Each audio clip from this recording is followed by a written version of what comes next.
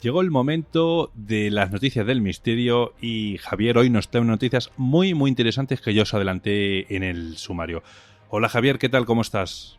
Hola, muy buenas, Víctor. Encantado de estar aquí otra semana más. Muy bien, bueno pues Javier, ¿cuáles son esas noticias que adelanté en el sumario, como he dicho, que son, para mí, resultan muy interesantes y creo que a la audiencia de hoy les va a gustar bastante? Cuéntanos. Pues mira, vamos a hablar de una supernova que pudo haber causado una de las mayores extinciones de la Tierra, o por lo menos eso es lo que unos investigadores de la Universidad de Illinois están planteando ahora mismo y parece que puede tener algunos visos de esa realidad. También vamos a hablar de esa nueva división que ha creado el Pentágono para estudiar el fenómeno OVNI, oficialmente y reconocida ya por ellos después de estos meses que hemos pasado admitiendo ciertos vídeos y todas esas noticias que hemos ido comentando en el programa. También voy a hablarte de una tecnología que se ha inventado hace poco tiempo y ya se ha demostrado que funciona, que permite fusionar la inteligencia artificial con el cerebro por medio de unos chips más eficientes y que es un pequeño paso más hacia adelante, hacia ese futuro de los cyborgs, que dentro de poco ya, por lo menos con este primer paso, podrían hacerse realidad. También te voy a hablar un poco de una hipótesis que han lanzado unos científicos diciendo que el Sol podría haber tenido un hermano gemelo que ahora mismo está perdido, y esto da explicación a varias cosas que encuentran en el cosmos. Y por último vamos a hablar otra vez, que también dijimos que la dejábamos apuntada para ir trayendo actualizaciones conforme fueran ocurriendo cosas, pues vamos a hablar un poquito más de ese veto de Estados Unidos a Huawei con nuevas restricciones que están llevando a cabo. Muy bien, bueno, pues empezamos con la primera, que hablas de una supernova que posiblemente fuera la causante de ese gran exterminio que hubo hace 65 millones de años. Cuéntanos, Javier. Pues sí, eso es lo que parece ser, ¿no? Esa supernova de a unos 65 años luz de distancia podría haber contribuido al agotamiento de la capa de ozono de la Tierra en su día, provocando una gran extinción hace unos 359 millones de años. Por lo menos así es como lo han planteado investigadores de, como ya te he comentado al principio, de la Universidad de Illinois, que aseguran que los rayos cósmicos de una o puede que varias supernovas cercanas pudieran ser los culpables de al menos un evento de extinción en el límite entre unos periodos que son el Devónico y el Carbonífero. Esto, así muy a grosso modo explicándolo, el Devónico digamos que es un sistema y un periodo en esa escala temporal geológica que pertenece a la era del Paleozoico, la era paleozoica, y que se divide en varios periodos en los cuales el Devónico ocuparía el cuarto lugar y sería el antecesor del Carbonífero. Esto sería alrededor de hace unos 417 millones de años y según los estudios terminó hace unos 354 millones de años. Pero volviendo a la noticia, hay que decir que el equipo se concentró en estos periodos, en el intervalo de tiempo entre estos dos periodos, porque parece ser que las rocas contienen cientos de miles de generaciones de esporas de plantas y que parecen haber sido quemadas por la luz ultravioleta, y esto sería la evidencia de un evento duradero de agotamiento del ozono terrestre. Una que ya lo hablamos también en el programa, ¿no? Una de las amenazas de supernovas más cercanas que tenemos hoy en día es la estrella Betelgeuse, que recuerdo que estaba a unos 600 años luz de distancia, que sería mucho más de los 25 años luz que se propuso en esta investigación publicada en la revista Proceedings of National Academy of Science. Ellos hablan de esos 25 años luz como la que fue la causante de esa extinción, pero siempre hablando en hipótesis. Sí que es verdad que este equipo de investigación además exploró otras causas astrofísicas como del agotamiento de ozono, como podrían haber sido los impactos de meteoritos, erupciones solares o incluso estallidos de rayos gamma, pero sin embargo ellos creen que el efecto termina rápidamente, por lo que es poco probable que sean los responsables de lo que ocurrió al final de ese periodo devónico. Hay que decir que una supernova, hablando del efecto, ¿no? Sería, digamos que lo que ofrecería sería un golpe doble a la Tierra, porque la explosión bañaría inmediatamente el planeta con rayos ultravioleta, rayos X y rayos gamma, y además más tarde los escombros golpearían el sistema solar, sometiendo al planeta a un largo periodo de rayos cósmicos. El daño a la Tierra y su capa de ozono podría durar hasta 100.000 años, según estos investigadores. ¿Qué pasa? Que la evidencia fósil indica una disminución de unos 300.000 años en la biodiversidad que condujo a una gran extinción en ese impasse del periodo devónico-carbonífero, que es lo que sugiere la posibilidad de múltiples catástrofes, incluso múltiples explosiones de supernovas. Además, la extinción masiva del Devónico, que fue el periodo en el que surgieron los primeros anfibios, sería una de las 5 grandes extinciones que se han producido en la historia de la Tierra. ¿Y cómo pueden probarlo, ¿no? ¿Cómo pueden los científicos encontrar ese eslabón que falta para decir que esto fue así? Pues bien, el equipo busca unos isótopos radioactivos, que son el plutonio 244 y el samario 146, en estas rocas y fósiles depositados en el momento de la extinción y que son claves para probar la teoría. Según nos dicen los científicos, ninguno de estos isótopos se encuentra naturalmente en la Tierra y la única forma en la que pueden llegar es a través de estas explosiones cósmicas. Así que hay que decir que los investigadores aún tienen que buscar ese plutonio 244 y ese samario 146 en rocas de ese límite que va del Devónico al Carbonífero, pero hay muchos datos que nos hacen indicar o que parecen indicar que de verdad una de las 5 grandes extinciones pudo ser por culpa de esta supernova.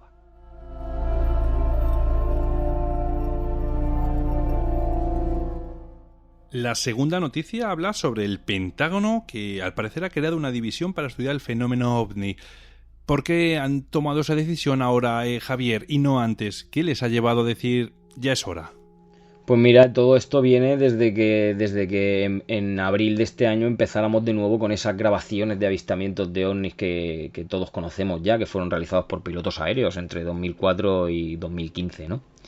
Así es que ahora ha sido cuando Estados Unidos ha anunciado, por lo menos de manera oficial, de hecho hace unas pocas semanas, ¿no? Me parece que la fecha exacta del comunicado fue el 14 o el 15 de agosto, que fue cuando se concretó esa creación de una oficina especial en el Pentágono y que tiene esa finalidad: detectar, analizar y hacer el seguimiento de diversos objetos voladores no identificados.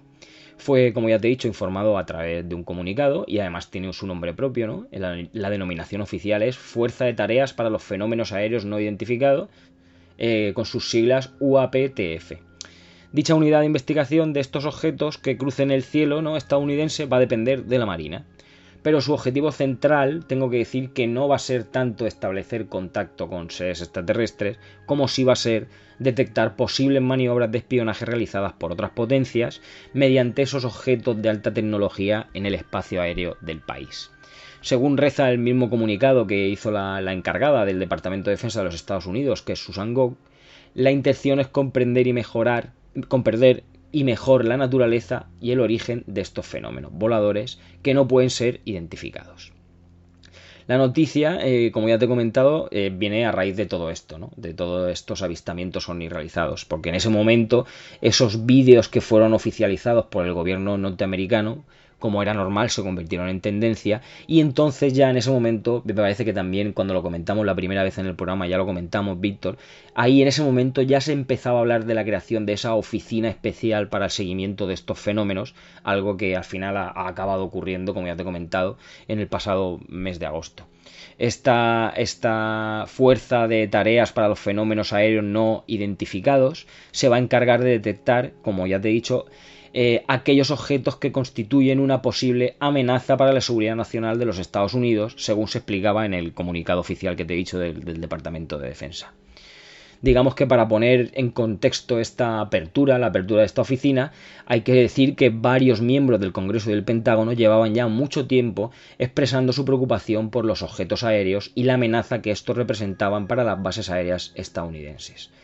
En este sentido, el Comité de Inteligencia del Senado votó en junio para que el Pentágono y la comunidad de inteligencia proporcionara un análisis público, voy a subrayarlo de público, de este tipo de encuentros y avistamientos, ¿no? Porque según explicó el presidente del Comité de Inteligencia, que es el senador republicano por Florida, Marco Rubio, en una cadena de televisión que me parece recordar que era W4 TV, y que además está la consigna, la entrevista está al completo en Europa Press, ellos mismos decían que tienen cosas que sobrevuelan sus bases militares y los lugares donde realizan ejercicios militares y no saben quién son y además no son de ellos, así que les parece legítimo hacerse la pregunta ¿qué son?, ¿no? Además, como una nota un poco con humor, digamos, añadió al final que sinceramente él prefiere que esas cosas fueran extraterrestres, porque se teme que sean rusas o chinas y que ello implica que han dado un salto tecnológico.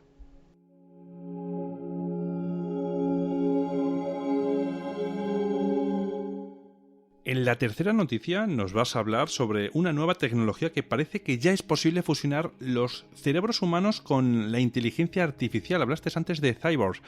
Estaremos hablando de que quizás podríamos no solo obtener quizás soldados, ¿no?, que puedan ir a la batalla o incluso la exploración de otros planetas, sino la inmortalidad realmente sería la palabra más adecuada a nivel digital, Javier.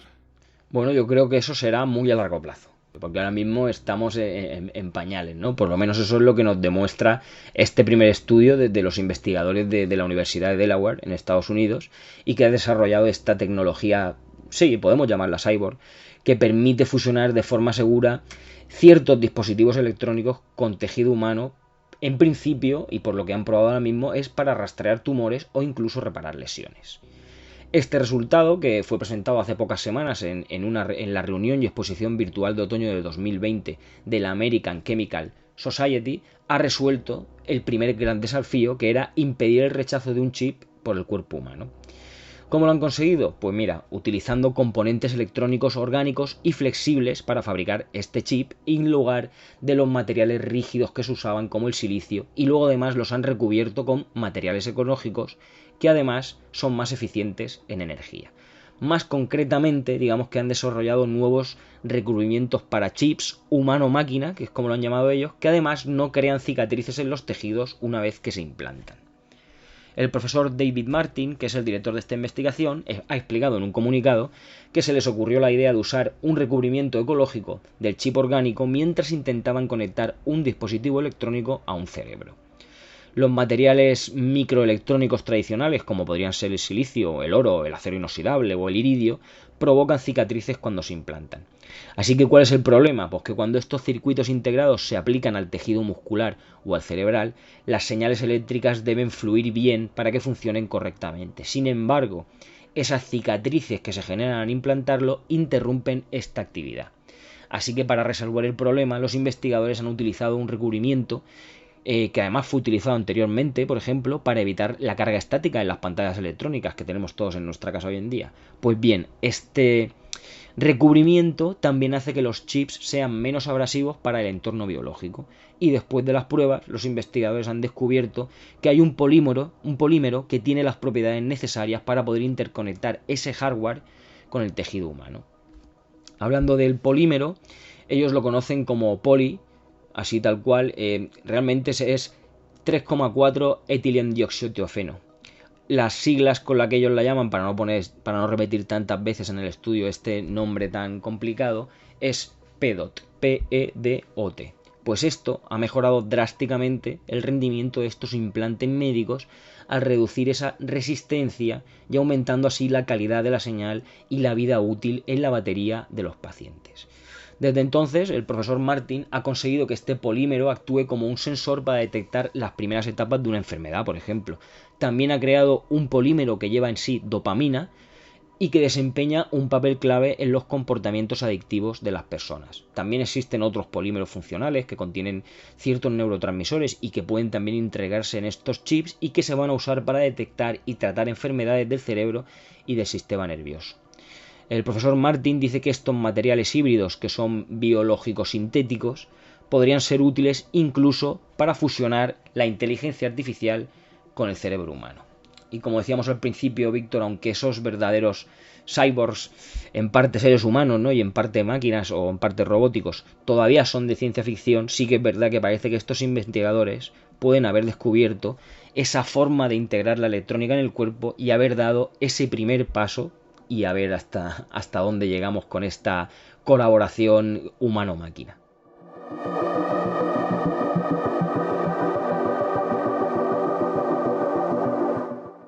En la próxima noticia nos ibas a hablar sobre un gemelo de nuestro astro rey, porque ya no lo podemos ver, Javier. Pues sí, mira, tiene su intríngulis, ¿no? Explicándolo por orden, digamos que la extraña configuración del material que hay en los confines de nuestro sistema solar ha llevado a un equipo de científicos a especular que el Sol tuvo un compañero durante sus primeros días.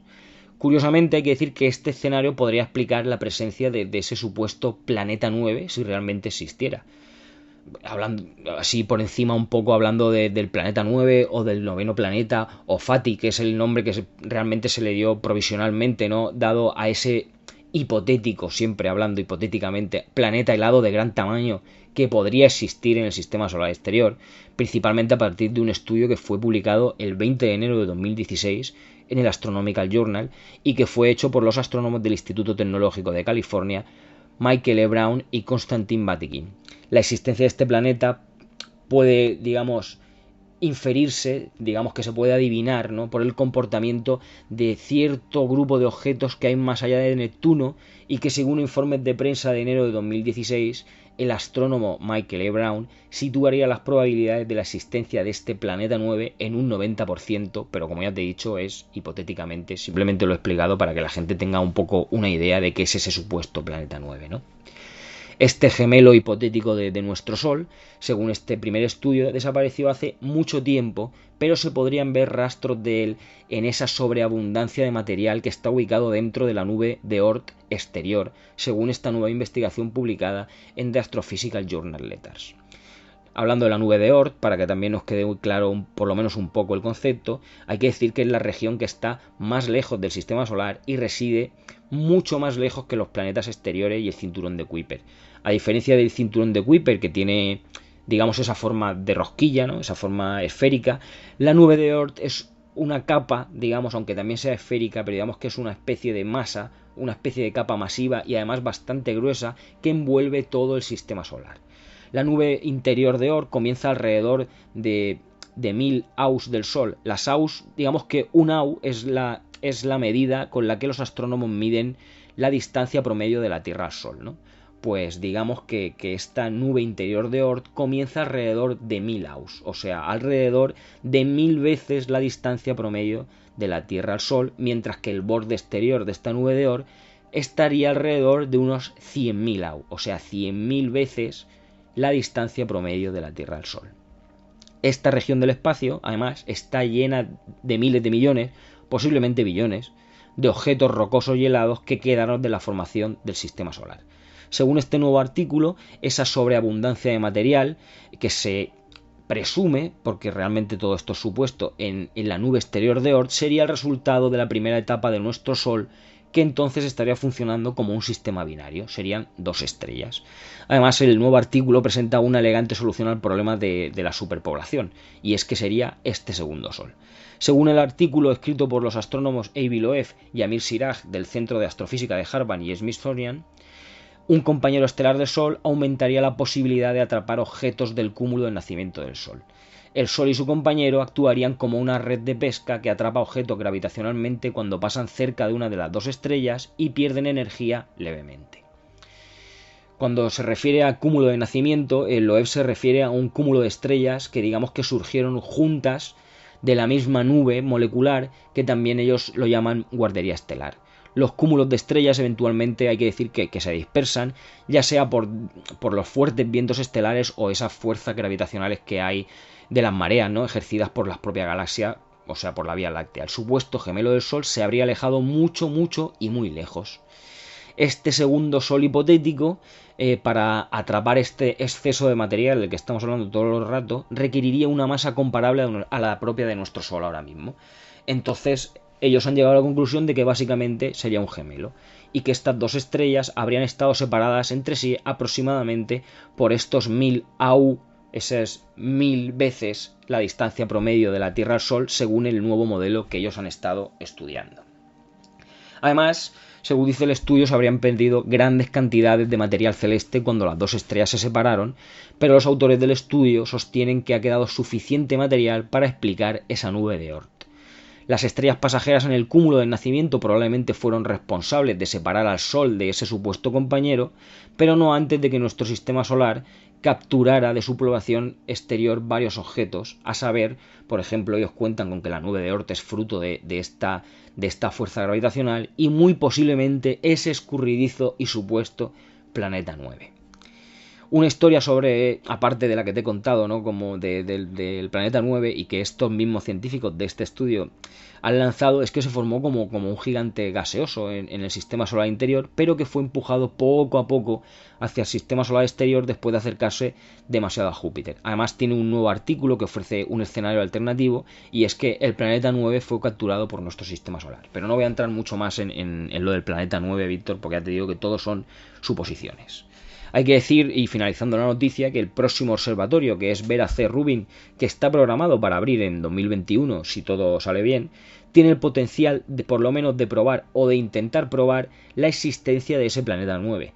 Y en cuanto a encontrar ese gemelo perdido del Sol, hay que decir que parece ser que podría ser muy, muy difícil. Según señaló uno de los dos autores del estudio, Siraj, en un comunicado de prensa en este Harvard Smithsonian, esta estrella abandonada ahora podría estar, si existe, en cualquier lugar de la Vía Láctea. Y voy a decirte, Víctor, que además que es una lástima, ¿no? Porque hoy en día sería increíble poder encontrar al pariente más cercano o a ese hermano gemelo de nuestro astro rey.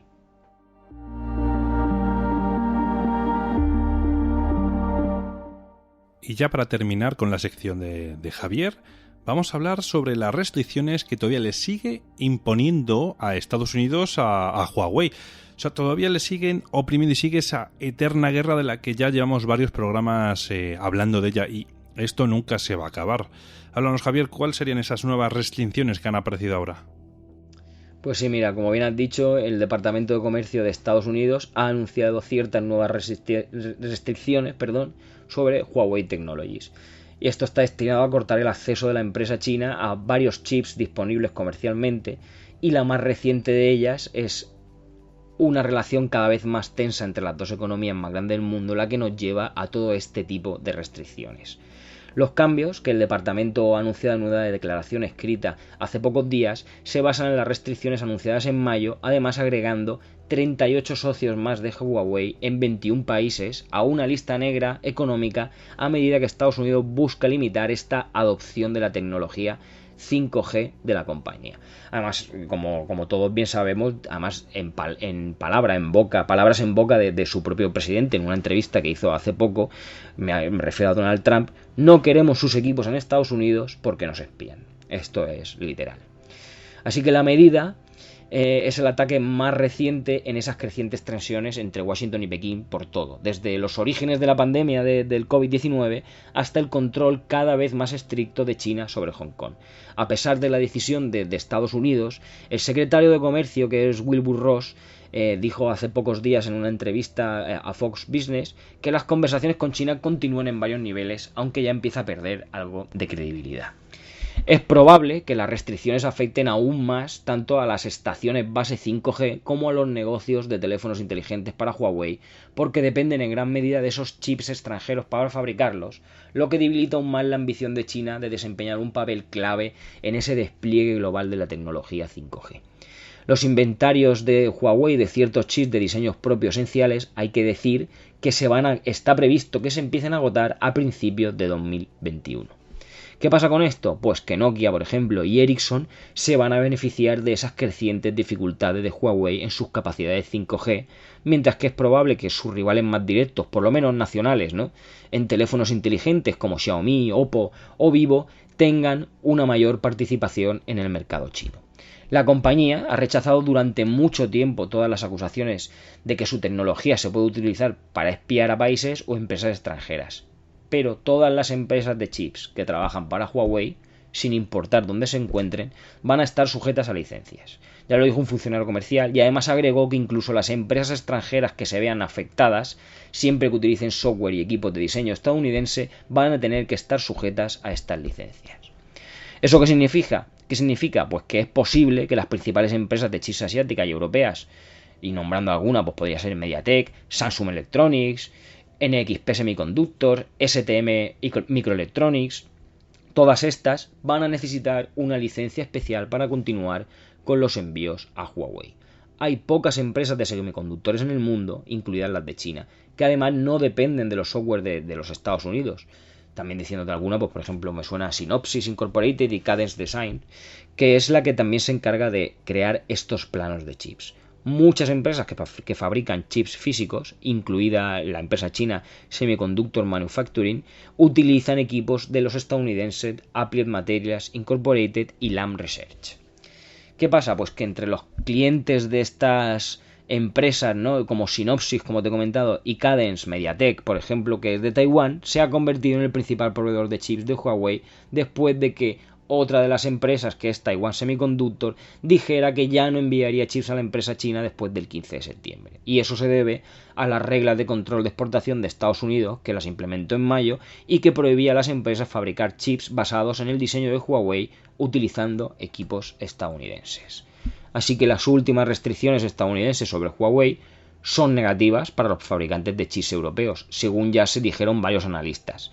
Además agregaron que es un riesgo clave para empresas como STM Microelectronics, AMS y Dialog Semiconductor estas restricciones de represalia de China, por ejemplo, sobre Apple, que también es un importante cliente y que se va a ver mermado. Además, los ensambladores que incorporen chips de Huawei o de terceros en sus dispositivos en beneficio de Huawei también van a deber solicitar esa licencia, según dijo el funcionario. Eso significa que los ensambladores de teléfonos inteligentes Huawei, incluida la filial de Foxconn que cotiza en Hong Kong, pueden verse restringidos por las nuevas reglas. Así que, Víctor, esto es un no parar y ya me parece que no va a tener solución. Es más, con el tiempo vamos a ir viendo que esto cada vez va a ir a más, las restricciones van a ser cada vez más graves porque también va a haber muchos problemas para conseguir esas licencias y esto al final acabará pues por no haber nada que pertenezca a Huawei, por lo menos en Estados Unidos. Lo que no se dan cuenta, Javier, es que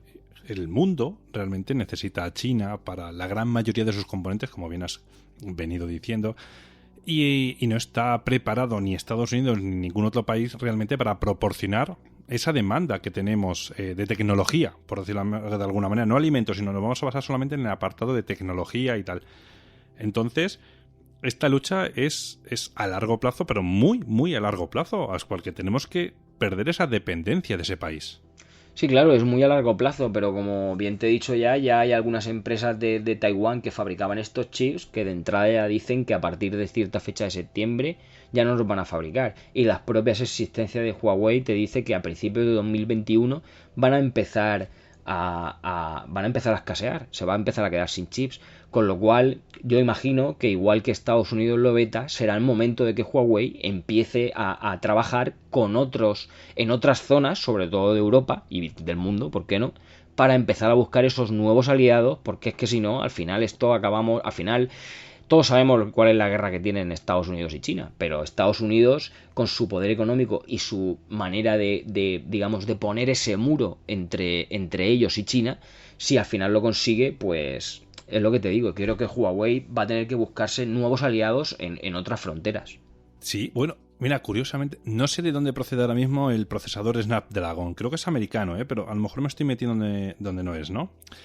Pues bueno, pues los procesadores de smartphone, por ejemplo, de Huawei, siempre han llevado sus procesadores Kirin, ¿no?, que son muy conocidos en esa marca y sobre todo en China. Pero curiosamente, me parece que el próximo Huawei va a llevar Snapdragon, es decir, un procesador americano. ¿Me entiendes?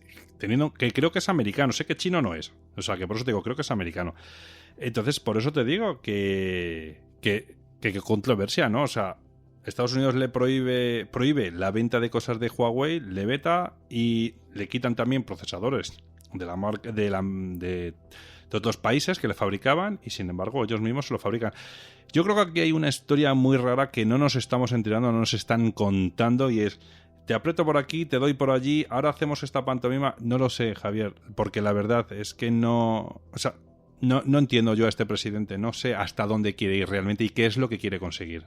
Claro, y ya te digo que además es como dijo uno de los secretarios de comercio, ¿no? Porque el secretario de comercio que te he comentado, que es Wilbur Ross, él mismo ya dijo, después de salir todas estas nuevas vetaciones a Huawei, él mismo dijo que simplemente era por tener un control, que sus conversaciones con China continuaban en varios niveles y que la colaboración iba a seguir ocurriendo, porque además se necesitan. Pero claro, como luego sale el presidente y dice lo que dice y hace lo que hace, pues ahí está, es lo que tú has dicho, Víctor. Si lo ponemos en una balanza, a lo mejor queda equilibrado. Pues sí, efectivamente. Así que nada, Pues Javier, estaré pendiente de estas, entre comillas, restricciones que le están poniendo Estados Unidos a China y vamos a ir viendo cómo avanza esto. Y cuando acabe esta guerra, o decidan querer acabar esta guerra, pues ya nos enteraremos realmente de cuál es el motivo final o la causa por la que están haciendo todo esto, la real, no la que nos están enseñando. Javier, muchísimas gracias por estas noticias de esta semana que nos has traído. Y nada, poco más te puedo decir que tengas una buena semana y que te veo en el próximo programa. Claro que sí, Víctor. Un abrazo para ti.